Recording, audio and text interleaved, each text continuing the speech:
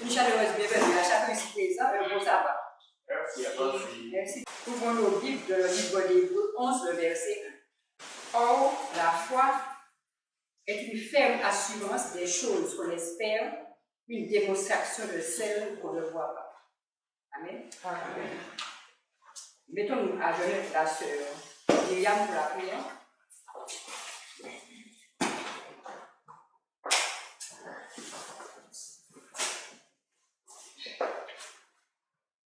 Notre Père, notre Dieu, Créateur du ciel et de la terre, nous te remercions, Seigneur, pour ce moment de sabbat que tu nous donnes, que tu nous permets de passer ensemble. Veuille nous pardonner, Seigneur. Veuille nous laver dans le sang et dans le nom de Jésus et nous purifier de toute souillure.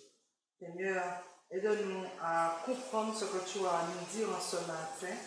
Aide-nous à se l'approprier afin de le partager. Remplis-nous de ton Saint-Esprit, que nos cœurs, que tu viennes habiter dans nos cœurs et que tu nous conduises sois seul. Bénis celui ou celle qui aura apporté ta parole en ce matin. Bénis son ministère. Et Seigneur, permets que ton peuple soit au courant pour que nous puissions marcher selon ta seule volonté.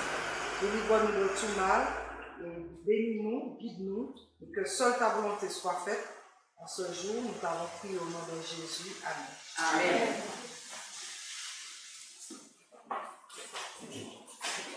Je laisse la parole après l'écrit pour l'étude de la parole. Bienvenue à tout un chacun à la maison du Seigneur. Je pense que vous avez passé une bonne semaine et que le Seigneur vous a richement béni. Et si nous sommes ici en ce matin, c'est un effet de sa bonté, de sa bienveillance envers chacun de nous.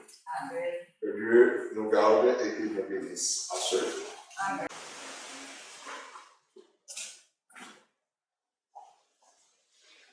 Ce matin, comme vous l'avez entendu à travers le verset d'Hébreux 11 premier, nous allons parler de la foi.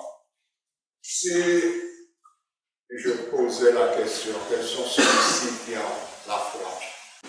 Je pense que forcément tout le monde dirait j'ai la foi. Mais nous avons vu David ce matin à travers la leçon comment petit à petit il a perdu la foi dans les promesses de Dieu. Et lorsque nous disons nous avons la foi, nous n'avons pas encore été éprouvés pour savoir si vraiment nous avons la foi. Nous pensons l'avoir, comme moi-même, je pense l'avoir, mais nous n'avons pas encore été éprouvés. Mais c'est au moment de l'épreuve que nous allons voir si vraiment nous avons la foi. Nous avons lu ce matin dans le livre des Hébreux, chapitre 11, le verset 1er, où il est dit « Or, la foi est une ferme assurance des choses qu'on espère et une démonstration de ce qu'on ne voit pas. » Alors, qu'est-ce que nous espérons? Qu'est-ce que la vie éternelle? Alors, le frère a dit la vie éternelle. Tout le monde dit si il y a la personne. Comment? Ah, le retour du Christ. C'est vrai que nous espérons avoir la vie éternelle. Mais avant d'avoir la vie éternelle, nous espérons voir venir le Seigneur Jésus-Christ, n'est-ce pas? Car nous avons assez avec ce monde-là, déjà. Et donc nous aimerions bien voir revenir, espérer cette venue de notre Seigneur Jésus-Christ. Maintenant, nous lisons dans Habakkuk au chapitre 2, le verset 4, au chapitre 4, au verset 4 plutôt, il est dit « Voici, son âme s'est enflée, elle n'est pas droite en lui, mais le juste vivra par... Ah non. Ah, c'est pas par la foi, c'est par sa foi. Chacun de nous, ça dépend du degré de notre foi. tout le monde dit j'ai la foi. Mais lorsqu'on doit exercer sa propre foi, c'est à ce moment-là qu'on voit la différence. Donc ici, il est dit, le juste vivra par sa foi. Mais si le juste vivra par sa foi, qu'est-ce qu'on peut attendre? Qu'est-ce qui va nous amener à vivre par notre foi? Fidélité, des promesses, fidélité ferme. Oui, la fidélité. Mais à travers quoi? Des promesses. Ah, à travers les épreuves. Il faut avoir les épreuves pour exercer sa foi. On est là, on est bien, on se sent bien, et on dit qu'on a la foi. Mais c'est lorsqu'on aura les épreuves, et à ce moment-là, on verra si on peut exercer notre foi. Mais ce verset dit, qui c'est qui va vivre par la foi? Alors là, le juste vivra par la foi. Qui c'est qui est juste ici?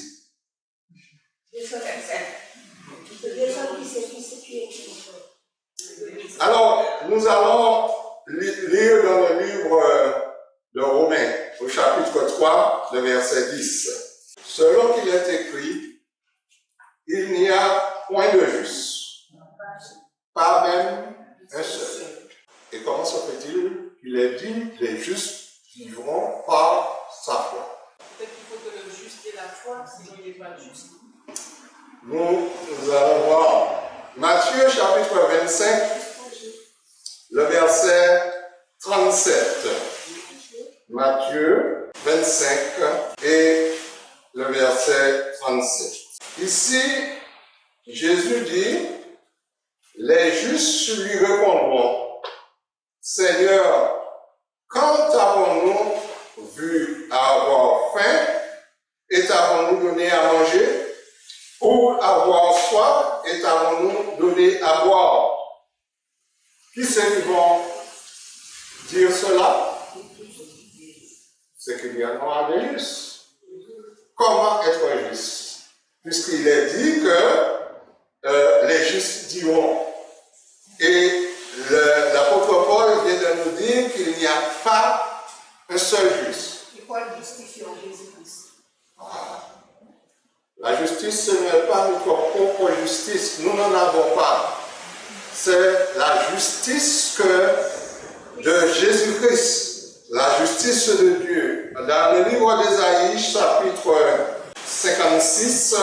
Donc, déjà, pour être juste, il faut commencer par faire les œuvres. Les œuvres, car le Christ disait, j'avais faim, vous m'avez donné à manger. Et il continue dans la suite des versets, et les justes diront, mais Seigneur, quand avons-nous avoir vu dans cette situation-là, et sommes-nous venus à ton secours? Et là, il leur dira, toutes les fois que vous l'avez fait à l'un de ces plus petits de mes frères, c'est à moi que vous l'avez fait. Donc, nous voyons le fait de prendre soin, de ne pas vivre en quelque sorte pour soi-même, mais vivre aussi pour les autres, ça, c'est aussi être juste. Alors, dans le livre d'Ésaïe, au chapitre 56, je disais, et le verset 1er, il a dit, ainsi par l'Éternel, observez ce qui est droit et pratiquez ce qui est juste, car mon salut ne tardera pas à venir et ma justice à se manifester. Qu'est-ce que nous devons faire encore pour être juste? Observer ce qui est droit et pratiquer ce qui est juste, car mon salut ne tardera pas à venir et ma justice à se manifester. Donc, il y a une pratique. C'est pratiquer ce qui est juste. Qu'est-ce qui est juste? Comment? Oui, nous avons déjà vu que faire du bien, c'est une partie de la justice. Mais là, lorsque le Seigneur nous dit, observer, oui, pratiquer ce qui est juste. Voilà, la loi est juste et bonne. Donc, nous devons aussi pratiquer la loi de l'Éternel pour pouvoir bénéficier de la justice de notre Seigneur Jésus-Christ. Dans le livre de Luc, au chapitre 18, Luc 18, à partir du verset 9 jusqu'au verset 14. Il dit encore cette parabole en vue de certaines personnes qui se persuadant qu'elles étaient justes et ne faisaient aucun cas des autres. Comment ils étaient? Ils se disaient justes, mais comment ils étaient en même temps? Ils ne faisaient aucun cas des autres. Et l'exemple qui nous est donné, c'est deux hommes montèrent au temple pour prier. L'un était pharisien, l'autre était publicain. Le pharisien debout priant ainsi en lui-même. Ô Dieu, je te rends grâce de ce que je ne suis pas comme le reste des hommes qui sont ravisseurs, injustes, adultères ou même comme ce publicain. Je jeûne 2 fois par semaine, je donne la dîme de tous mes revenus. Le publicain de son côté, se tenant à distance, ne nous a même pas levé les yeux vers le ciel. Mais il se frappait la poitrine en disant, ô Dieu, aie pitié, sois apaisé plutôt envers moi, qui suis un pécheur. Alors ici, quelle différence il y a-t-il entre ces deux hommes? Celui qui prie ainsi, ô Dieu, je ne suis pas comme le reste des hommes, et qui pointe même du doigt ce publicain. Comment est-il descendu dans sa maison? Justifié ou non? Et la suite du verset nous dit, je vous le dis, celui qui descendit dans sa maison justifié, celui-ci descendit dans sa maison justifié plutôt que l'autre. Car quiconque s'élève sera baissé, celui qui s'abaisse sera élevé. Il faut reconnaître son état, il faut s'humilier devant le Seigneur pour que nous puissions bénéficier de sa justice. Dans le livre de Michée, chapitre 6, le verset 8, Michée, chapitre 6 et le verset 8. Alors, il nous a dit, on t'a fait connaître, ô homme, ce qui est bien, et ce que l'Éternel demande de toi, c'est que tu pratiques la justice, que tu aimes la miséricorde et que tu marches humblement avec ton Dieu. Donc, le fait de faire connaître ce que nous devons faire, les étapes que nous devons franchir pour être justes, la parole de Dieu nous dit, on t'a fait connaître ô homme ce qui est bien. Et si nous faisons ce qui est bien, il est dit, et ce que l'Éternel demande de toi, c'est que tu pratiques la justice, tu aimes la miséricorde et tu marches humblement avec toi. Pour arriver à la justice, il faut passer par ces étapes-là. Et est-ce que cela, malgré tout cela, même si nous nous appliquons à faire tout cela, nous serons justes? Voyons ce que nous dit Sophonie. Au chapitre 2 et le verset 3. Alors Sophonie nous dit, cherchez l'Éternel, vous tous humbles du pays, qui pratiquaient ses ordonnances. Qui font quoi? Qui fait quoi? Les justes du pays, ils font quoi? Qui pratiquaient ses ordonnances. Recherchez la justice, recherchez l'humilité. Et qu'est-ce qu'il dit après? Peut-être serez-vous épargnés au jour de la colère de l'Éternel. Après nous avoir dit de faire, pratiquer les ordonnances, rechercher la justice, rechercher l'humilité, le prophète nous dit que peut-être serez-vous épargnés de la colère de l'Éternel. Rien n'est acquis, frères et sœurs, puisque nous n'avons pas en nous de justice. Et comme l'apôtre dit dans le livre de Romains, il n'y a pas de juste. C'est le Seigneur seul qui peut nous justifier. Et comment peut-il nous justifier?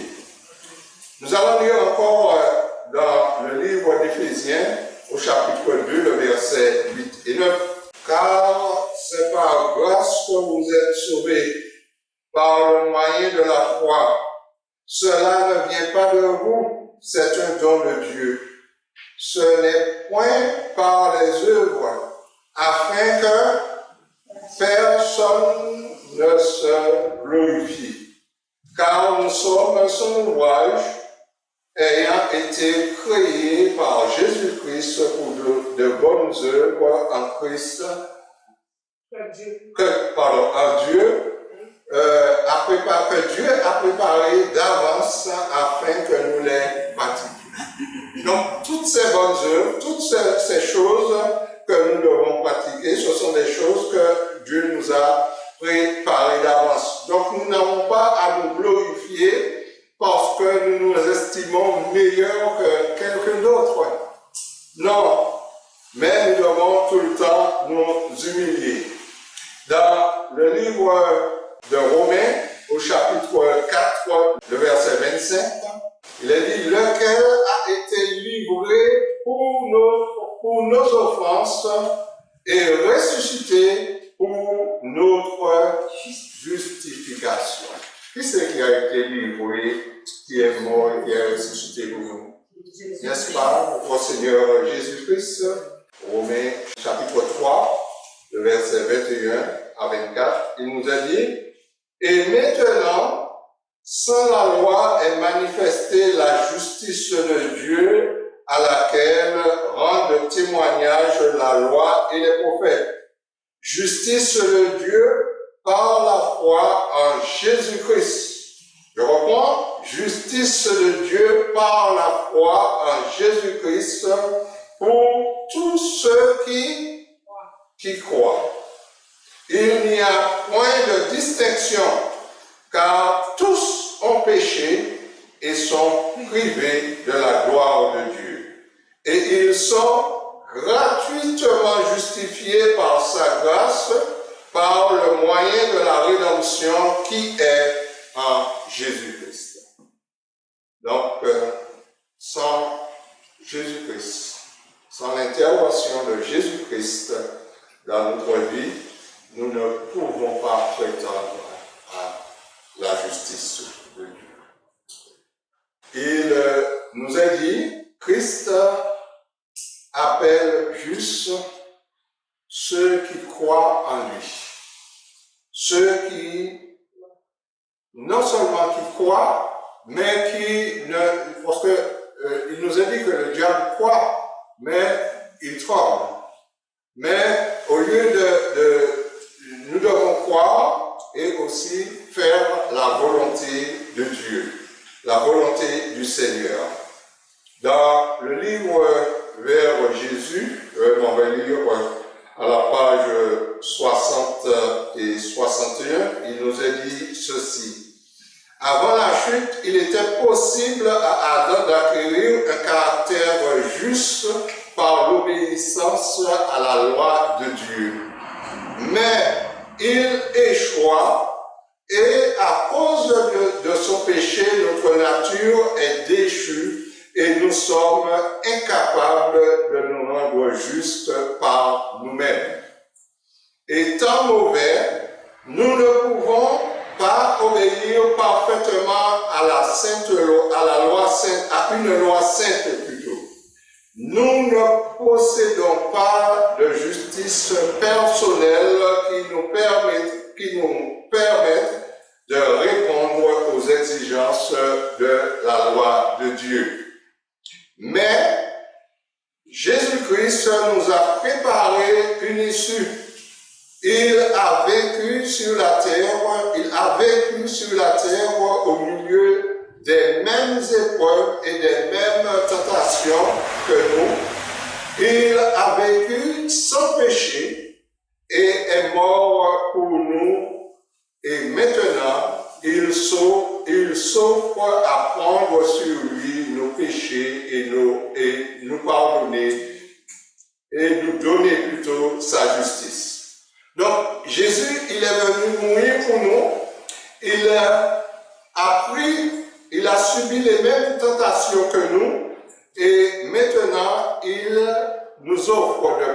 sur lui nos péchés et de nous donner sa justice. Si vous vous donnez à lui et si vous l'acceptez comme votre sauveur personnel, c'est seulement dans cette condition, car dans le livre de Jean au chapitre 1er, nous lisons dans le livre de Jean, au chapitre 1er, au verset 12, il est dit, mais à tous ceux qui l'ont reçu, à ceux qui croient en son nom, elle a donné le pouvoir de devenir enfants de Dieu, lesquels sont nés. Donc, nous voyons qu'il faut croire d'abord à la grâce de notre Seigneur Jésus-Christ pour pouvoir bénéficier de ce salut, de cette grâce. Quel coupable nous est-il dit que votre vie ait pu être, vous êtes à cause de lui considéré comme étant juste. Lorsqu'on accepte comme sauveur personnel, quelque coupable que notre vie pouvait être, nous sommes considérés comme justes. Le caractère de Jésus-Christ est substitué à votre caractère et vous avez plutôt accès auprès de Dieu comme si vous n'aviez jamais péché. Il n'y a plus,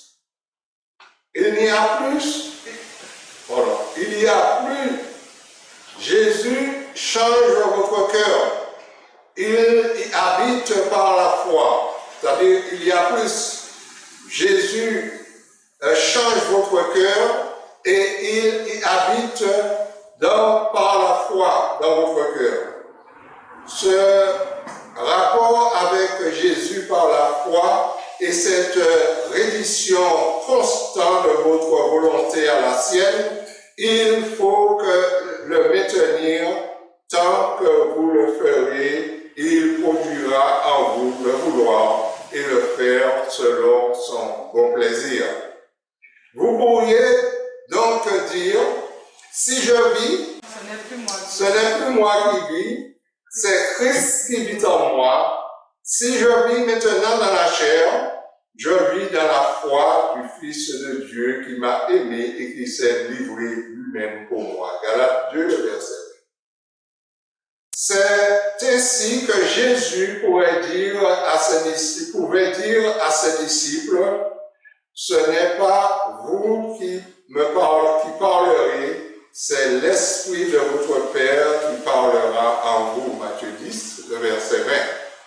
Alors l'Esprit de Jésus agissant en vous, vous permettra de manifester les mêmes dispositions que lui et vous accomplirez les mêmes œuvres, des œuvres de justice et d'obéissance. Donc, il nous a dit, nous n'avons donc en nous absolument rien dont nous puissions tirer vanité. Nous n'avons en nous rien dont nous puissions tirer vanité. Nous n'avons aucun sujet à nous glorifier. Disons que moi je suis juste. Non. Ni comme ce publicain, mais comme ce pharisien plutôt. C'est sur la justice de Jésus qui nous est imputée et sur celle de son esprit produit en nous et par nous que repose toute notre espérance. Mais de nous-mêmes, nous ne sommes rien. Dans le livre des Hébreux, au chapitre 11, le verset 6, Hébreux, chapitre 11, et le verset 6, il est dit, « Or, sans la foi, il est impossible de lui être agréable, car il faut que celui qui s'approche de Dieu croit qu'il existe et qu'il est le rémunérateur de ceux qui le cherchent. » Donc, il nous faut avoir la foi, frères et sœurs, pour pouvoir avoir croire en qui? Croire en nous-mêmes? Non, croire en la justice du Christ. Pour que nous puissions être justes, avoir en nous la justice du Seigneur. Au chapitre 1er, au chapitre 11, le verset 1, il est dit, « Or, la foi est une ferme assurance des choses qu'on espère et une démonstration de celles qu'on ne voit pas. » Qu'est-ce qu'on ne voit pas? Voyons-nous les promesses du Seigneur? Est-ce que nous les voyons, les promesses du Seigneur? On voit certaines promesses s'accomplir en nous. Mais il y en a d'autres promesses que nous ne voyons pas. C'est vrai. Le Seigneur avait fait une promesse à Abraham. Il a attendu. Il a même donné un coup de main au Seigneur, disant que peut-être c'est de cette manière-là. Mais souvent, nous aussi, nous attendons la promesse. Et il y en a bien de ceux qui sont morts sans avoir la promesse. Mais ils avaient, par la foi, ils avaient vu la promesse de Dieu. Nous ne voyons pas toujours la promesse. Et parce que nous ne voyons pas la promesse, nous devons perdre la foi. Non, nous devons continuer à avoir la foi. Et Abraham, lui, il a continué à avoir la foi. Et qu'est-ce qui est arrivé? Eh bien, un jour, la promesse est arrivée. Il avait un fils. Et même au-delà de toute espérance, puisqu'il avait déjà 100 ans, oui, et sa femme 90 ans. À cet âge-là, on n'espère pas faire un enfant. Et cependant, rien n'était possible à Dieu. Lorsque Dieu dit, la chose arrive. Et c'est ce qu'il a dit, c'est dans le livre d'Habakkuk, qui n'est pas, j'essaie de trouver ça, Habakkuk. Le verset dit, j'étais à mon poste et j'attendais pour voir ce que l'Éternel me expliquait après ma plainte. Et il me disait, cette prophétie est une prophétie où le temps est déjà fixé. Attends-la. Et elle s'accomplira certainement. Donc, je suis dans Habakkuk. Et le verset 3, il est dit, car c'est une prophétie dont le temps est déjà fixé. Mais savons-nous quel temps? Savons-nous depuis combien de temps nous devons attendre encore? Non, le temps est fixé, mais le temps est fixé par Dieu. Mais le conseil qui nous est donné, c'est elle marche vers son terme, elle ne mentira pas. Si elle tarde, attends-la, elle s'accomplira certainement. Le Seigneur, lorsqu'il dit quelque chose, la chose arrive toujours. Et il nous dit que nous devons attendre. Il nous a dit dans Romains chapitre 10 et le verset 17, Romains chapitre 10 et le verset 17. Ainsi, la foi vient de ce que l'on entend, et ce que l'on entend vient de la parole de Christ. Avez-vous déjà entendu la parole du Seigneur? Donc, vous pouvez dire que vous avez la foi. Alors, il a dit que la foi vient de ce que l'on entend. Alors, ce n'est pas pour rien qu'à la fin de chaque lettre des 7 églises, il est dit ceci. Par exemple, je prends juste ce passage-là, au chapitre 2 de l'Apocalypse, le verset 7, que celui qui a des oreilles entende ce que l'Esprit dit aux églises. Donc, il faut entendre pour avoir la foi. Mais pour entendre, qu'est-ce qu'il faut, frères et sœurs? C'est vrai, il faut étudier, il faut lire la parole de Dieu. Mais il y a un passage qui dit comment Entendront-ils, oui, si personne ne parle. Donc, il faut parler aussi pour que les autres puissent entendre et qu'ils aient aussi la foi. Donc, ce que nous avons, qu'est-ce que nous devons faire avec? Partager pour que les autres puissent eux aussi avoir la foi. Bienvenue, mon frère. Donc, si nous ne partageons pas, ils ne pourront pas entendre. Ils ne pourront pas non plus avoir la foi. Car nous savons que la parole de Dieu est en elle-même une puissance. La parole est une puissance qui transforme. Et donc, lorsque nous entendons la parole de Dieu, cela peut faire un effet sur nous auquel que nous puissions être transformés en quelque sorte, changer. Combien de fois nous avons eu le témoignage de ceux qui étaient des ivrognes, qui étaient des voleurs, qui étaient de toutes sortes de gens qui ont entendu la parole de Dieu et qui ont été saisis par l'Esprit de Dieu et ont été transformés, sont devenus des gens bien et qui, après cela, se mettent eux aussi à parler de la parole de Dieu pour pouvoir en convaincre que d'autres encore. Car la parole de Dieu en elle-même est une puissance, cela peut réaliser en nous beaucoup de bouleversements. Et des fois, on n'arrive pas à comprendre, on se dit, mais comment un tel qui est là, mais je l'ai connu, il était comme ci, il était comme ça, mais non, et on n'a même pas confiance à nos yeux. Parce que c'est la puissance de la parole de Dieu qui a tout bouleversé. Et il est dit, la Bible proclame la parole de Dieu et cette parole est basée sur la foi. La Bible est la parole de Dieu. Depuis le premier verset jusqu'au dernier, et cela nous incite à la foi. Le premier verset de la Bible dit quoi?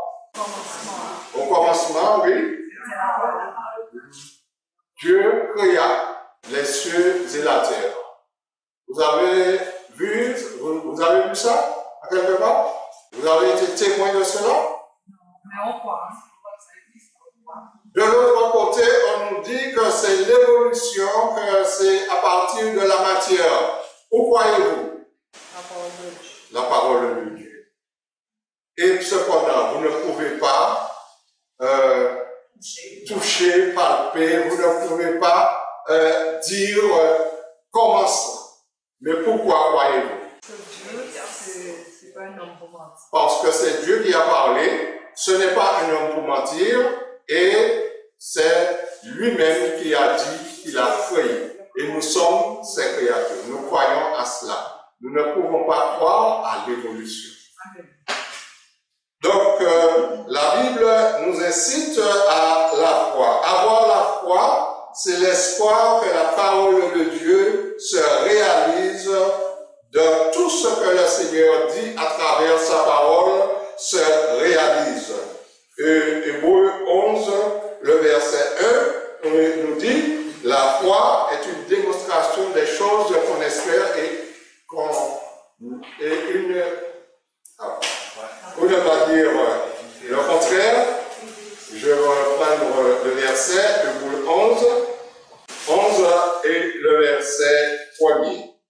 Or, la foi est une ferme assurance des choses qu'on espère et une démonstration de celles qu'on ne voit pas. On ne voit pas, mais on démontre par notre manière de vivre, par notre manière de faire que nous attendons quelque chose que nous n'avons pas vu, quelque chose que nous ne pouvons pas démontrer, mais quelque chose qui a été dit, une promesse qui a été faite par notre Sauveur Jésus-Christ. Dans 2 Thessaloniciens, nous allons lire d'abord Matthieu, chapitre 8, le verset 5 à 10.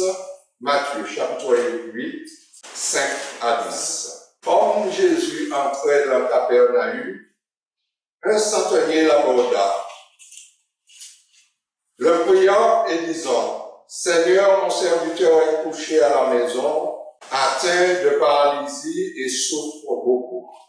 Jésus lui dit, jurez et je le guérirai. Le centenier répondit, Seigneur, je ne suis pas digne que tu entres sous mon toit, mais dis seulement une parole, un mot, et mon serviteur sera guéri. Un homme qui s'approche de Jésus et qui lui dit que son serviteur est couché à la maison malade de paralysie et de souffrance. Il aimerait qu'il le guérisse. Jésus qui accepte et dit, je vais pour le guérir. Mais l'homme qui l'arrête et dit, non, je ne suis pas digne pour que tu puisses entrer sous mon toit. Mais de là où tu es, dis seulement une parole, un mot, et mon serviteur sera guéri. Vous appelez ça comment? Au verset 9, il a dit, car moi, je suis soumise à des supérieurs, j'ai des soldats sous mes ordres, et je dis à l'un va et il va, à l'autre viens et il vient, et à un autre serviteur fait cela et il le fait. Après avoir entendu, Jésus fut dans l'étonnement et il dit à ceux qui le suivaient, je vous le dis en vérité, même en Israël, je n'ai pas trouvé une aussi grande foi. Cet homme était qui? Un Romain. Ce n'était pas un juif, mais il avait la foi. Il avait la foi et Jésus continue et dit, or je vous le déclare que plusieurs viendront de l'Orient et de l'Occident et seront à table avec Abraham, Isaac, Jacob dans le royaume des cieux. Tous ceux qui ont la foi, la promesse de Dieu, et pour eux, juifs, pas juifs, païens, quels qu'ils soient, ils ont la promesse de la parole de Dieu. Et dans le livre de Romains au chapitre 10, le verset 14, Romains chapitre 10 et le verset 14, et c'est ce passage que je cherchais. Parce que le centenier, pourquoi il est allé vers Jésus? Parce que son serviteur était malade. Ah oui, d'abord, parce qu'il avait entendu parler de Jésus. Et il a ajouté foi à ce qu'on lui a dit.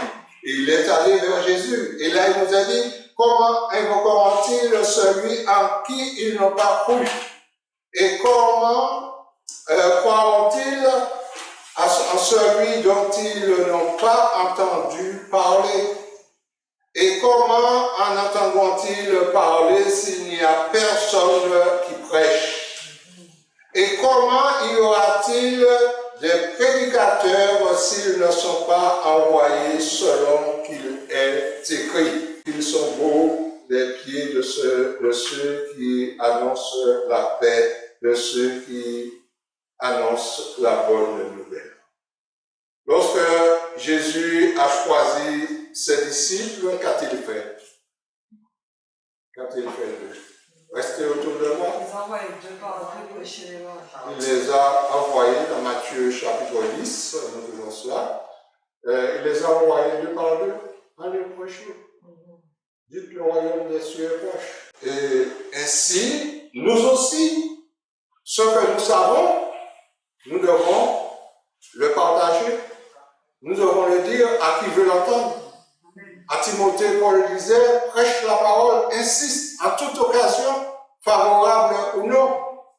Dans Ézéchiel, le prophète dit, dis-leur qu'ils écoutent, qu'ils n'écoutent pas. Dis-leur, c'est pas notre problème. Voilà, crie à gosier, ne te tais pas. Donc, si nous avons la foi, nous pouvons agir de la sorte, n'est-ce pas? Les hommes ont toujours marché par la foi dès le début.